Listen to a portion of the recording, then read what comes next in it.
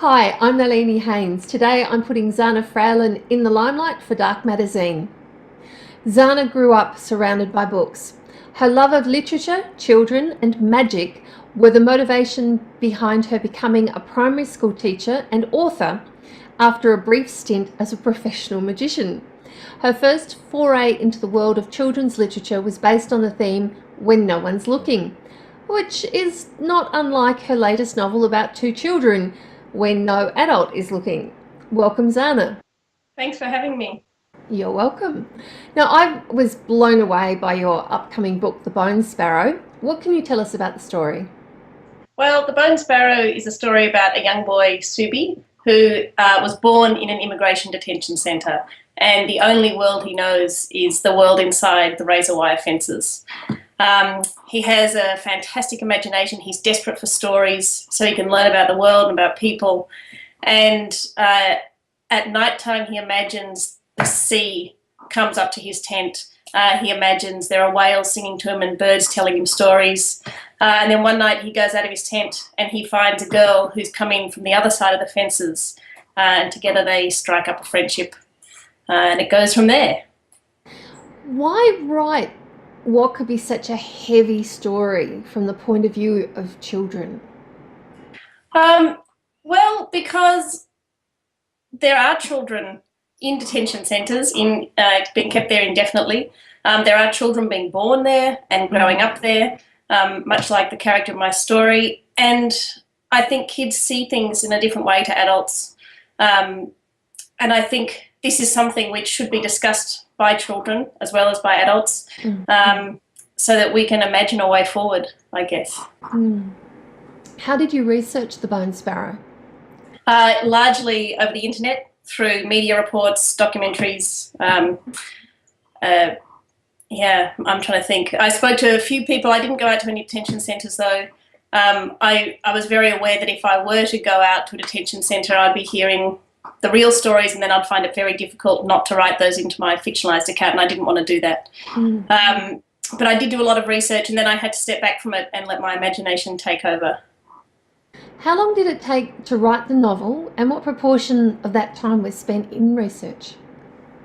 That's really interesting because I actually got the idea for the novel about 10 years ago now. So I knew I wanted to write about kids being kept in detention centres, but I didn't really know where it would go beyond that. And then I read an article about a woman who was a refugee. She'd been granted refugee status, and she was living in the community. And she had a regular meeting with the immigration department, which she went to and was asked to bring her two children along. And then when she was there, she was told that she'd been given an adverse risk assessment by ACO. And so this lady and her two children were put back in detention indefinitely. They weren't told what it was they were supposed to have done. And 2 days later, she discovered she was pregnant. And so I read that, and I knew then that that was my take on the story, that what this life would be like for this young child growing up. So once I knew that, I guess it took me, I'm not trying to think, maybe a year of writing and research at the same time. I went in and out of the research. So I'd research quite heavily, and then I'd write until I sort of realised I didn't know something I needed to know, and then I'd delve back into the research again. Why in particular? Why refugees? Why refugees? It was just the voice that came to me. I mean, it's a tough one because I have ideas for stories all the time. You know, I have notebooks filled with these ideas that come to me, and it's really the ones that just keep coming back at me, that I keep noticing, that I keep reading articles about, and the voices that keep sort of nattering in my ear, that they're the ones I finally have to just write down. So it wasn't a deliberate choice, although I'm really glad it happened. Because I think, as I said before, it's such an important issue, and it's not just Australia. It's a global issue, and it's only getting worse. The UN said that there are now more displaced people or forcibly displaced people than at any other time in human history, which is pretty full on. Yeah. So are your stories usually like issues based relating to real life like this? Not really. The first novels I wrote are about kids who go to school and are taught how to catch monsters. So those certainly weren't.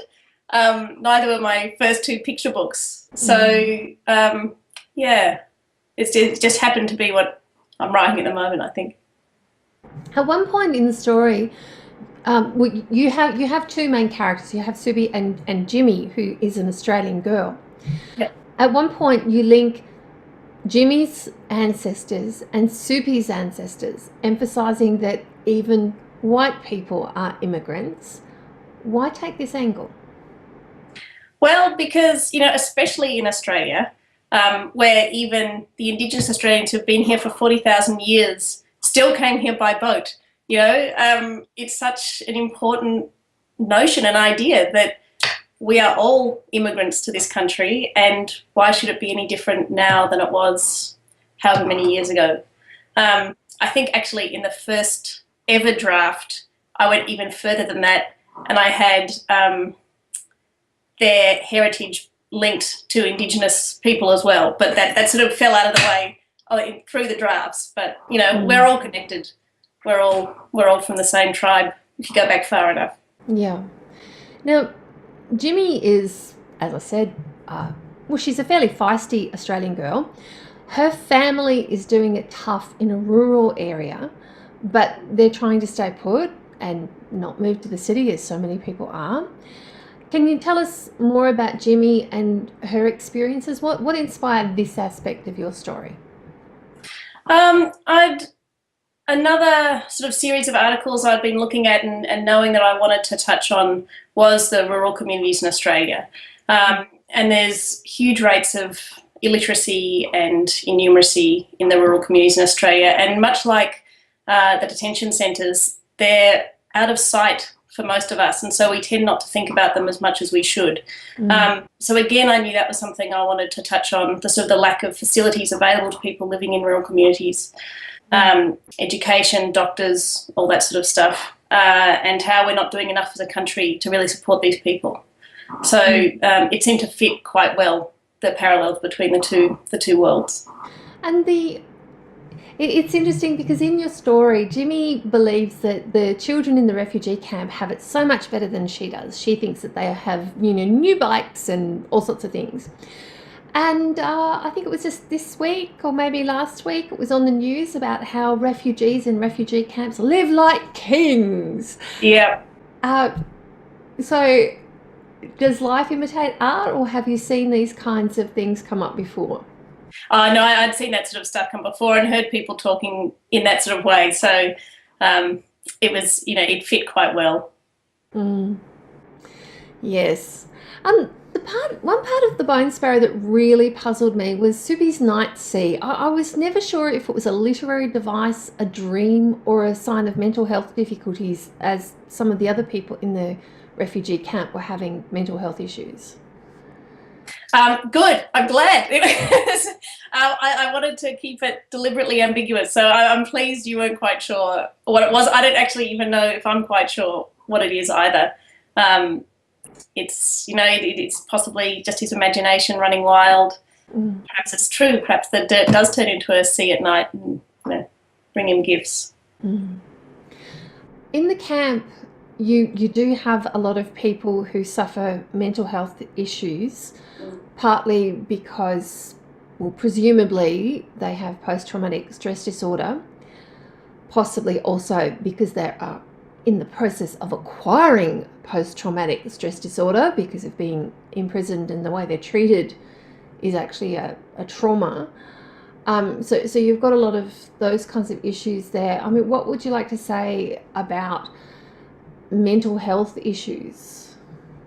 Well, I mean, it's one of the more horrific sides of the whole immigration policy we've got going at the moment. And it's, I do want to emphasise it from both sides of politics as well. It's not one or the other. And over the years, the policies have become more and more inhumane and more horrific. And I think, I can't remember now exactly what it was, but it's actually been found that the way we're treating the asylum seekers and refugees contravenes the torture, I'm not sure what it was, the torture convention or in the Declaration of Human Rights. So what we're doing is so wrong on so many different levels. And we are, where it's sort of, we're we're putting these people in a space where there's no good can come out of it, not for them, not for people working with them, not for anyone. And there is so many, I mean, there has to be a better way. Of course there's a better way. And it's not to treat people like this. So, of course, if you're locked up, you don't know how long you're going to be there. You don't know, you haven't done anything wrong. I mean, that's the main thing, is that it's not illegal to seek asylum. And we are signatories to the UN Convention on Human Rights, and part of that is seeking asylum. And yet we lock these people up and treat them, in many cases, worse than criminals. And so, of course, they're going to have mental health issues. So it was something which had to be written in the book, because it's happening. It's so prevalent in the centres. Yeah. Can you show us the Bone Sparrow? I don't have the cover. Yeah. There it is. It's a beautiful cover, illustrated by Phil Lesney, who's an amazing artist. I really love his work, and Hachette's done a beautiful job with that. So I'm really pleased. Yeah, I think it's so poignant. Just the one strand of barbed wire and the child. It's yes. I know, the barbed wire turning into the bird. That's my favourite bit. I love that. Oh, I hadn't realised. Oh, have you not seen that? You go, hang on, I'll do a close-up. Wait. Oh, okay. Yeah, I can see it now. Sorry, I've seen the pictures so many times, but to be honest, I have really bad eyesight, so I just, barbed wire. I had no idea about the deeper. Oh, wow, that's amazing. I really love it. It's great. Now, I've been describing the Bone Sparrow as the new Boy in Striped Pajamas, but it's about refugees and has a more hopeful ending. And people I've spoken to are like, oh, good, I'm so glad you told me that about the ending. How do you feel about striped pajamas, and did it influence you at all? I love the Boy in the Striped Pajamas. I didn't actually draw parallels between the two until a few people mentioned it, and I'm delighted. I think it's fantastic. You know, I'm honoured. I can certainly see the comparisons, though, now that you've pointed them out.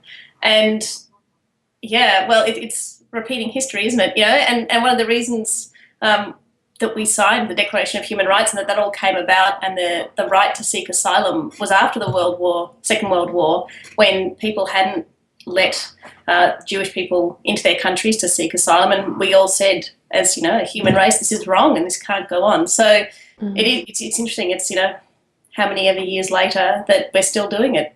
Yeah, good 60 odd years later. So a previous book that you wrote, No Stars to Wish On, is based on the forgotten generation. What can you tell us about that book and the real stories it's based upon? Well, the forgotten generation is something which not many people know about.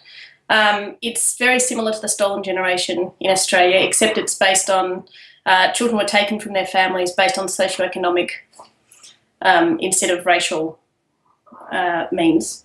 So No Stars to Wish On was about a boy who was taken from his family and put in a care facility, as many, many children were.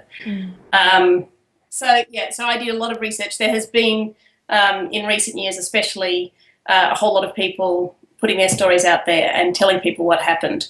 And so I read as many of those as I could.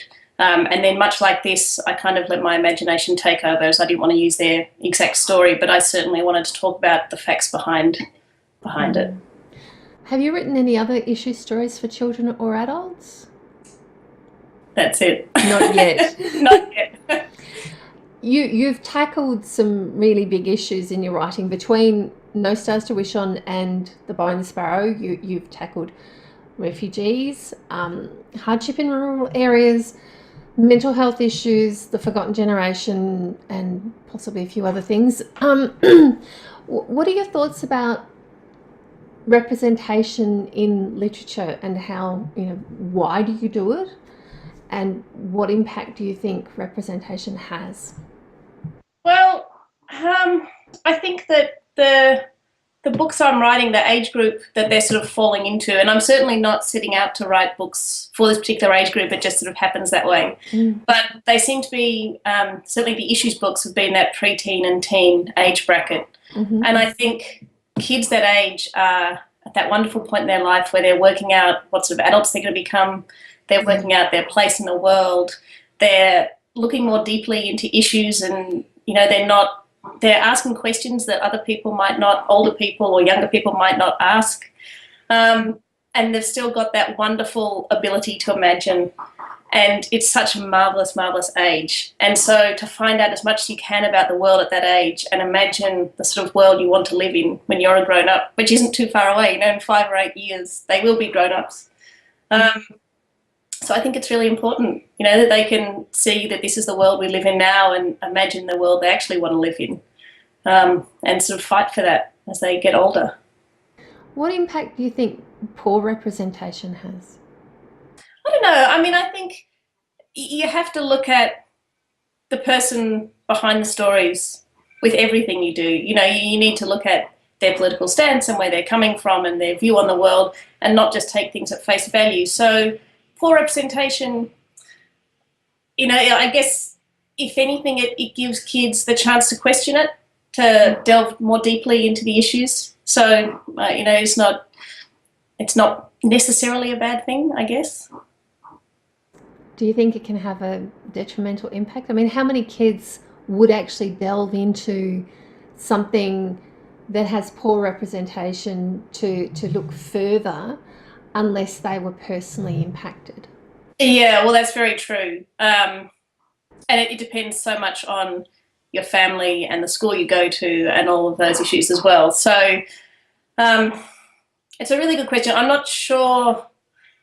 I'm trying to think of a story that I've read recently that has poor representation, and I thankfully can't think of one. So I think publishing worldwide now is at a pretty good space, and I think people are pretty careful about what they publish. And certainly books that are published a long time ago, I think well, I certainly, with my kids and kids I talk to in schools and things, you know, I would certainly say, remember the time this was written in. What's that tell you about where we've come as a country and things like that? But you're right, if that doesn't happen, then that wouldn't be so great. But, you know, I also wouldn't underestimate kids and their power of thought and able to critique things as well.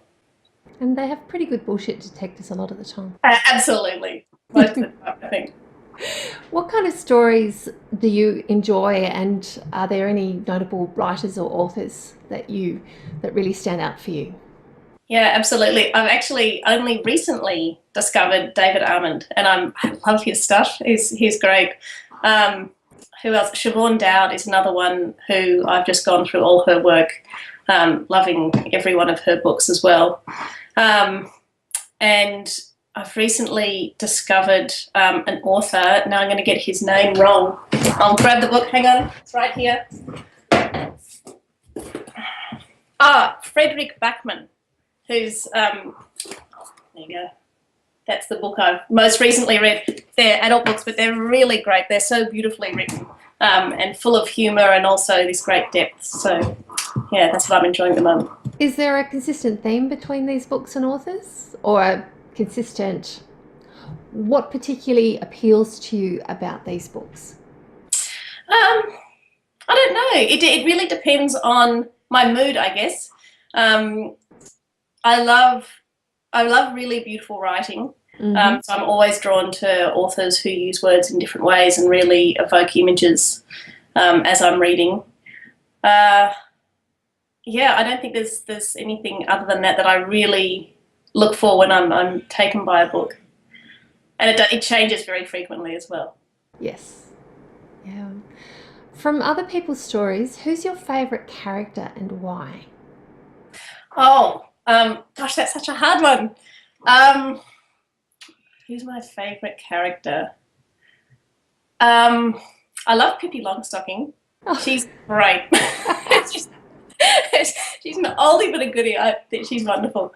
Bastian from Neverending Story. I love him. He's fantastic too. Yeah, you've got me. I'll come back to that one. You know, I'll wake up in the middle of the night now saying, why didn't I say that?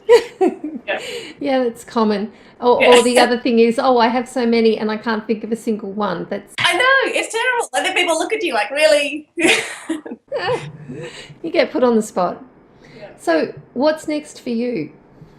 I'm in the middle of writing my next book, which is on modern day child slavery, which sounds really heavy. But it's I came across this issue when I was researching the Bone Sparrow, and more kids now who are asylum seekers and refugees, they don't have their families there to look after them, and they're being taken and trafficked into slavery. And it's not just third world countries, it's Australia, it's the UK, it's America. Really?